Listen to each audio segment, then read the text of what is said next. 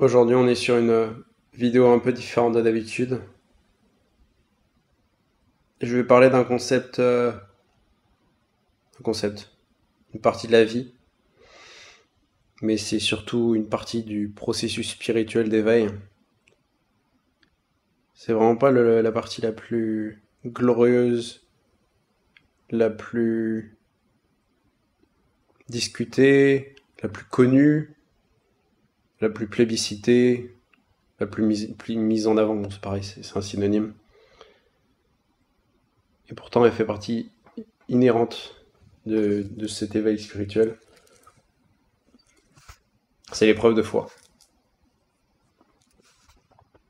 Tout va bien, tout ça, et d'un coup, ça ne va plus du tout. Ça ne va plus du tout. Mais vraiment, 6 pieds sous terre, rien ne va, on ne voit de la joie dans aucune chose. Ce qu'on appelle l'épreuve de foi, on peut aussi appeler ça une nuit noire de l'âme.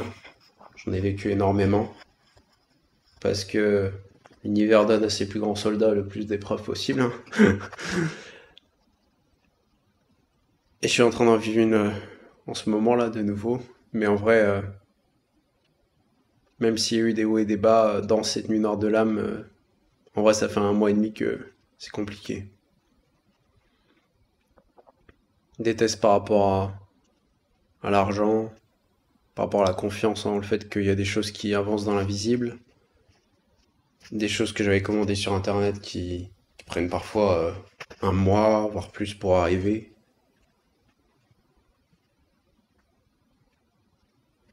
Des blocages, par exemple bancaires, qui se passent, genre j'ai de l'argent quelque part mais je suis obligé de demander à la banque.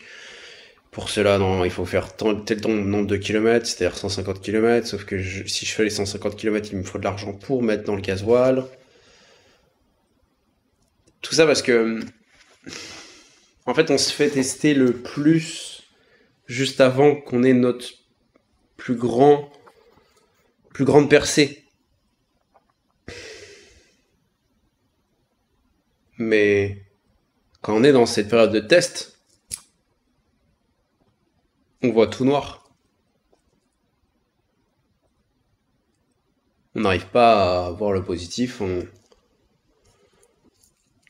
a de la colère qui remonte, on a des émotions qu'on a fui honnêtement, hein. Faut être honnête, la tristesse, la colère, la rancœur, la haine aussi des fois, que j'avais peut-être au fond de moi encore un petit peu, parce que j'ai vécu des choses très dures. Tout à l'heure je me suis dit mais j'ai une vidéo YouTube prête on va dire, parce que j'ai eu un texte que j'ai écrit qui est très poignant. J'avais l'impression de le remettre à plus tard, mais en fait ce que je remettais à plus tard c'est que ce genre de vidéo sur l'épreuve de foi, bah, il n'y en a pas beaucoup, hein. Il n'y a pas beaucoup qui ont le courage de parler de ces moments où c'est très dur. On peut parler d'une dépression, hein, mais dépression, il y a le fait d'enlever la pression.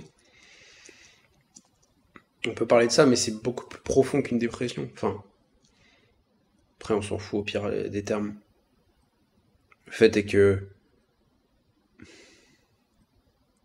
en termes de possession de matériel, j'ai tout. En termes d'amour de l'univers, j'ai tout. J'ai des esprits qui communiquent avec moi. J'ai l'univers. J'ai mon entité bienveillante dans ma cuisine. Je manque de rien. Je vais créer quelque chose de colossal pour la galaxie prochainement. Je peux pas en dire pour l'instant. Je garde ça secret. Un petit peu. Un petit peu. Pas longtemps. Et c'est demain que ça va commencer à prendre effet. C'est un peu effrayant parce que ce que je m'apprête à faire est sans précédent. C'est sans précédent ce que je m'apprête à faire. Donc ça fait peur parce que je dois enfiler le manteau du leader alors que moi-même je doute de moi. C'est mais je doute de moi maintenant, mais je sais que même en étant dans ce moment de doute, je suis capable de beaucoup plus que la plupart des gens sur cette planète.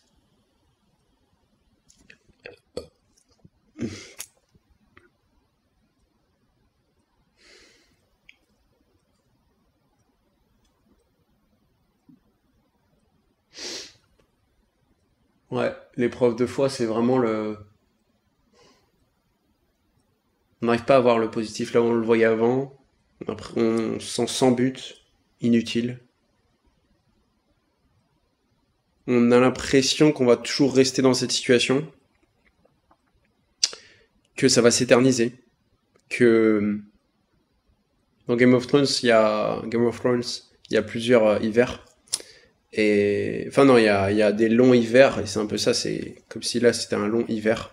L'hiver c'est une saison, mais ça peut être vu aussi spirituellement comme une période où tout est glacé, tout est gelé. Avant la floraison, au printemps.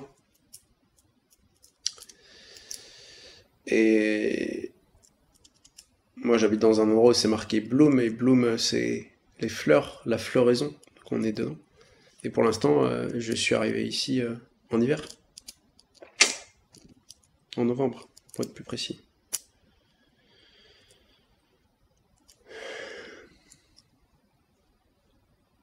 Et c'est ces moments aussi où, même si on a des pouvoirs, genre par exemple, moi je peux faire un petit peu d'énergie, mais pas tant que ça. Pas du tout comme avant.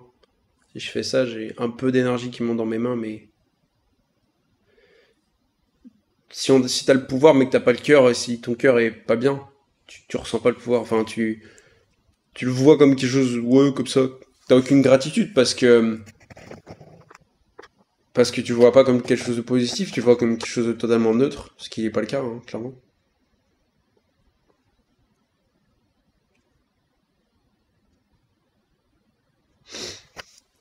J'ai fait tellement de paris sur l'avenir, sur la vie, sur l'abondance, sur la manifestation que ça va payer. Bientôt. Très bientôt. Je sais, mais quand je suis dans cette période-là, actuellement, je me dis, mais je me sens pas bien et j'arrive pas à en sortir. Et j'ai l'impression que j'ai jamais à en sortir, mais comme je le dis, hein, c'est illusoire, c'est totalement illusoire. Il n'y a pas de raison que ça aille pas mieux demain, par exemple. Clairement. Ça se trouve, dans 2-3 heures, ça ira déjà beaucoup mieux. Mais en tant qu'homme, parce que là-bas je suis quand même un homme, enfin, j'ai été élevé comme un homme, on va dire, et ben on nous a appris à jamais pleurer, toujours être fort, jamais avouer nos faiblesses. Avouer nos faiblesses, c'est notre plus grande force. Oh, t'es pas assez viril, tu pleures trop, pleurnichard, fillette, mauviette, tous ces mots en yette qu'on utilisait d'ailleurs. Tapette aussi, pas mal ça.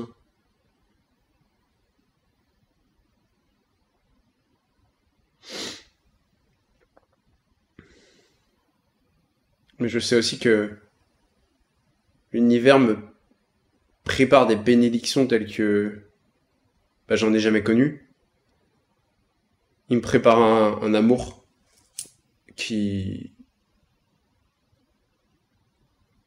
J'ai pas de mots. Il me prépare des milliers d'euros. Il me prépare et j'agis là-dessus par rapport à ma mission divine que je vais commencer très prochainement, là, demain sûrement.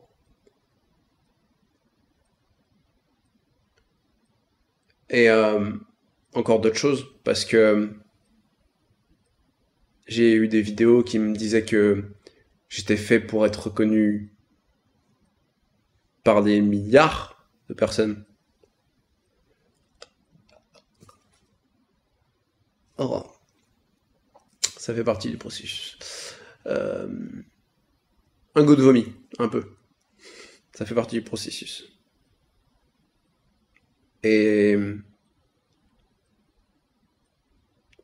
disait aussi que j'ai été comme un diamant qu'on allait polir jusqu'à ce que je sois le diamant le plus pur qui soit.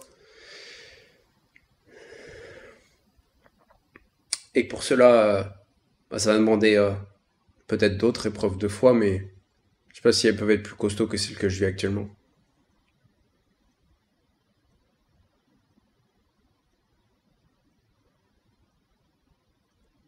J'ai toujours eu de l'argent de côté. parce que j'ai beaucoup travaillé dans ma vie. Tous les étés, je travaillais. D'ailleurs, c'était travail, ouais. Et je travaillais pendant un an en tant que téléconseiller à EDF. Et vu que je gère bien l'argent, j'ai bien réussi avec tout ça. Mais c'était une abondance qui venait du travail. Le travail, ça vient de l'instrument de torture tripalium utilisé par les Romains. Donc c'est pas associé à des trucs trop bien, quoi. Mais malgré tout, j'en ai fait de l'or. Ce que j'ai dans mon appartement en termes de possession, ça m'a permis de me développer spirituellement, bah de ouf, clairement. J'ai des dons incroyables, je le sais, mais quand on se sent vide, peu importe si on a des dons, en fait, on se sent vide, en fait. Et l'univers, des fois, nous teste aussi, il enlève carrément les dons. 11 minutes 11 quand je dis ça. Parce que là, quand je fais ça, je sais pas, est-ce que j'ai vraiment de l'énergie qui monte? Je sais pas, j'y crois pas, donc bon, ça n'aide pas. Hum. Pourtant, j'étais sous la douche ce matin et j'ai fait des sons à une portée de décibels colossale. Tout à l'heure, j'ai vu quelque chose avec la banque et tout, et je suis parti en furie parce que j'avais beaucoup d'énergie. Et j'avais une gourde, je sais pas, genre 50 centilitres qui s'est renversée dans ma voiture. En fait, ça s'est renversé au milieu. Et il y a eu de l'eau au milieu seulement. Ça a juste mouillé mon badge. Mais mon badge, il y avait une améthyste dessus, une améthyste brute. Et j'ai fait une prière à l'univers au cas où pour dire bah j'ai vraiment envie que mon badge il fonctionne là. Et au cas où il y a un voisin qui m'a ouvert et en plus j'avais mon badge qui fonctionnait, alors la totale. Donc, trop bien au final. C'était juste un rappel pour te dire mais calme-toi. Calme-toi. Je sais que t'as une énergie débordante, mais calme-toi. Parce qu'en ce moment j'implose un peu. C'est pas évident. Parce que j'ai cette énergie colossale au fond de moi malgré tout. Qui demande qu'à... Avant je la canalisais par du badminton et je crois qu'il faudrait que je reprenne quelque chose comme ça parce que putain, j'ai tellement d'énergie qui est en moi, un feu. Bah, de toute façon, je maîtrise le feu déjà, donc. Mais ouais, j'ai carrément un feu intérieur. Des fois, c'est pas facile de le contenir, de le maîtriser, de pas se brûler avec. Au sens métaphorique comme. Bon, bref, les deux sens.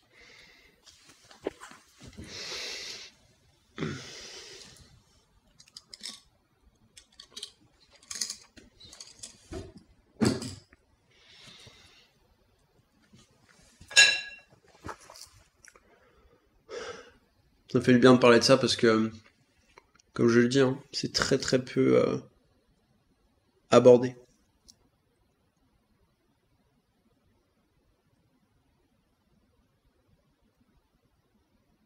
Si toi-même, t'as déjà vécu des choses comme ça, partage ton témoignage, ça me ferait plaisir de le lire parce que je pense qu'il y en a beaucoup qui vivent ce genre de moments, mais qui n'ont pas la force de l'avouer, qui n'ont pas la... Parce que il y a la positivité, ça veut dire être positif, mais il y a aussi la positivité toxique.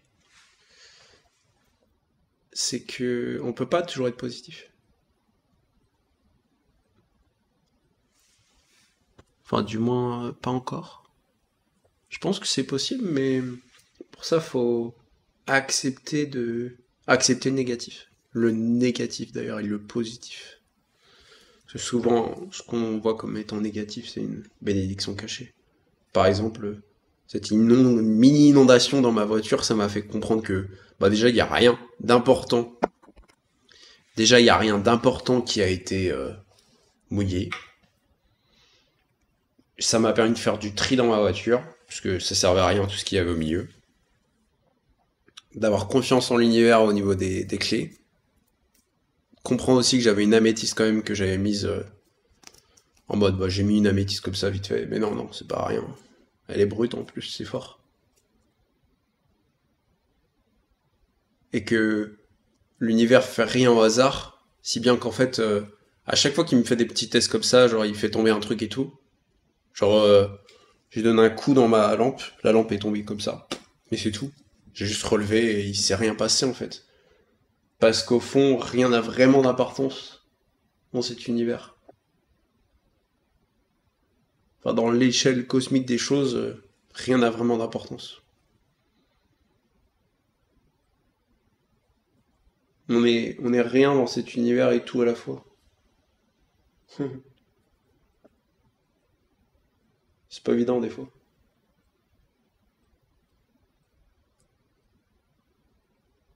Je me sens plus léger du fait d'avoir dit tout ça, malgré tout.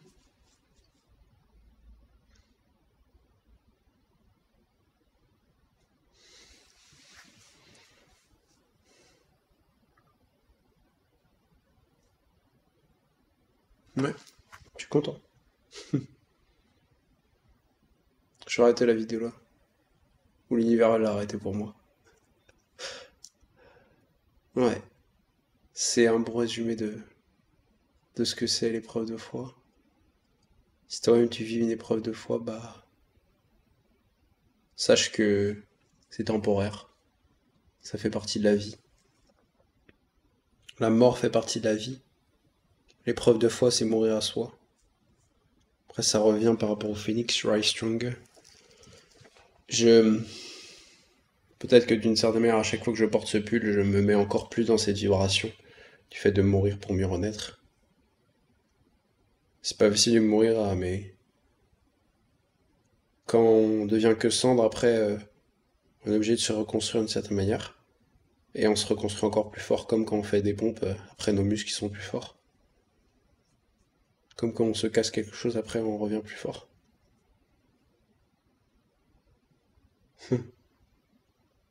Ouais. Et des fois, l'épreuve de foi, c'est aussi recevoir que de la négativité de la part des autres. Enfin, je veux dire des critiques, des insultes, tout ça. Alors que ils font le mal, toi tu fais le bien.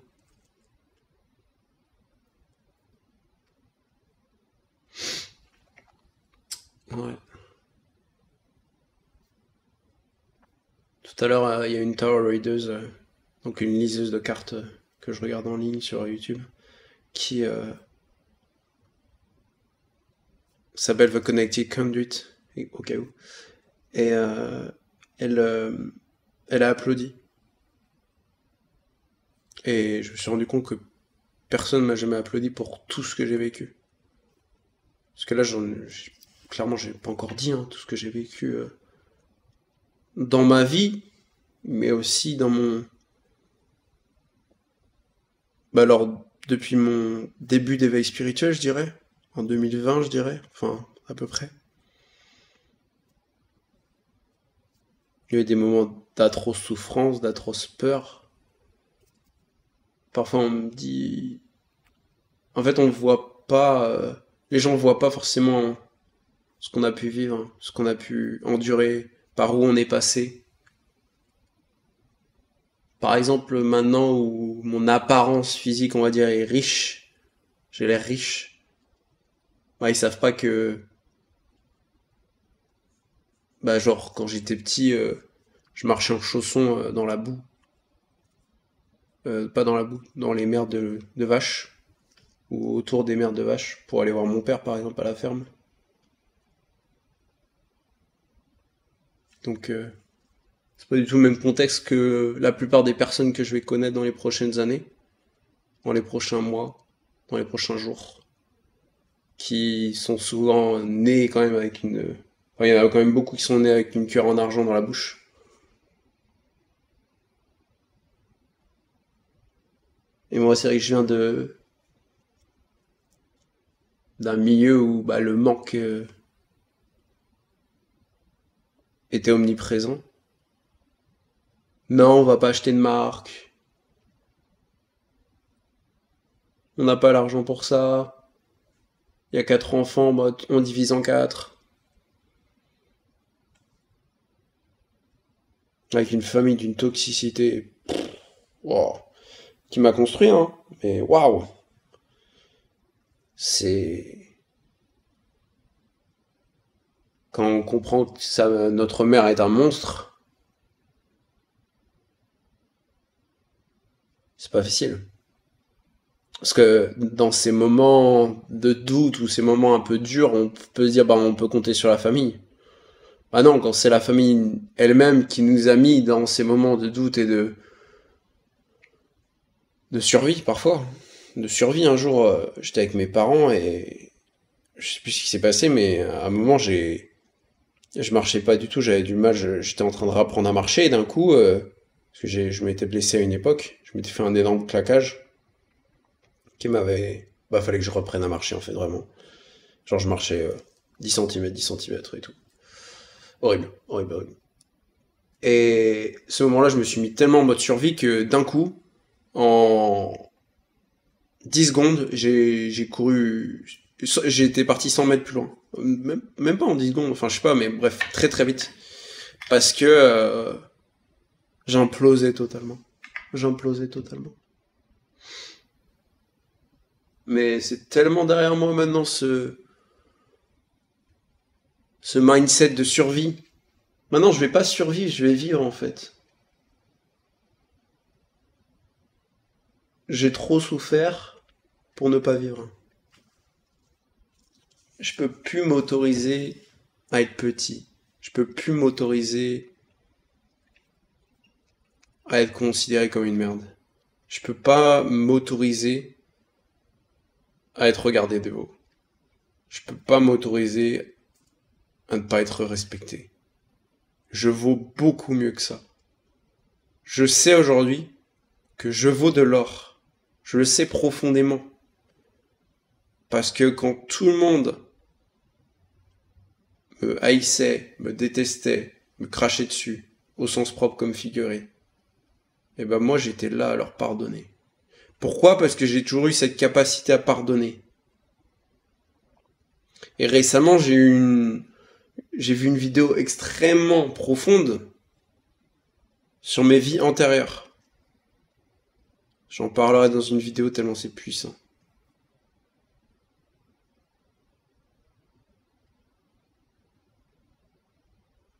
Et cette vidéo, elle m'a secoué. Oh là, ah oui.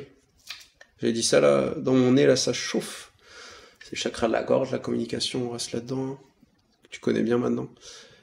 Et ouais, ces révélations que ça m'a donné, waouh!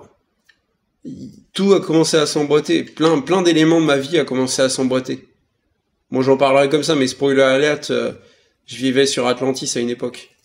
Et là, il y a un livre que j'avais récupéré chez mes parents, justement, à la maison de vacances, à la maison, merde. Wow. Oui. À la maison, agricole, enfin, je sais pas comment dire, maison à la campagne, quoi, à la ferme. Et, bah, c'est ça, le titre. Je l'ai jamais lu, hein, mais je l'ai avec moi. Atlantis. Moi, je sais que ça s'appelle Atlan, d'ailleurs. Pas, ça s'appelait pas Atlantis ou autre. C'est Atlan. Parce que je suis connecté à ça. Parce que j'étais une sirène là-bas, notamment. Et un sage aussi. Ça fait bizarre de se dire que là, je suis dans ce corps avec mon âme, mais que j'étais dans plein d'autres corps avant et que j'ai vécu plein de trucs. Et c'est pour ça que je vis ça aujourd'hui aussi, quoi. Il y a des vies où j'ai choisi d'être pauvre délibérément, par exemple. 11h01 quand je dis ça. Et quand j'ai entendu ces révélations, waouh, j'étais secoué. Franchement, je me suis mis, waouh, je suis où là? Je suis totalement déboussolé, plus aucun repère. Mais c'est normal, c'est que des révélations comme ça, c'est une magnitude qui secoue tout l'âme par rapport à... C'est une magnitude qui secoue tout l'âme d'une manière inexplicable, hein, clairement. C'est que on parle de vie intérieure, donc on parle de l'existence de l'âme en tant que telle, genre les existences... Enfin, genre j'ai toujours su que j'étais une très vieille âme, mais vivre... du coup, c'est ma 20e vie. C'est quand même beaucoup, hein, 20 vies. C'est-à-dire que j'ai eu 20 existences, on va dire, si on dit genre 100 ans à peu près, donc 20 fois 100, ça fait quand même... ça fait quand même 1000 ans. 1000 ans. Et même pas tout jeune, hein. J'ai pas 1000 ans, mais pas loin du coup. Ça colle bien, parce que je suis numéro 9, donc numéro 9, c'est chemin de vie 9, c'est la fin d'un cycle. C'est ma dernière vie. Et le monde va s'en rappeler de cette vie. Ça, c'est certain. C'est certain. Bon, l'univers veut que je sois bavard, apparemment. Parce que vraiment, c'est lui qui s'amuse à stopper les vidéos au bout d'un moment. C'est lui qui décide, c'est le timing divin.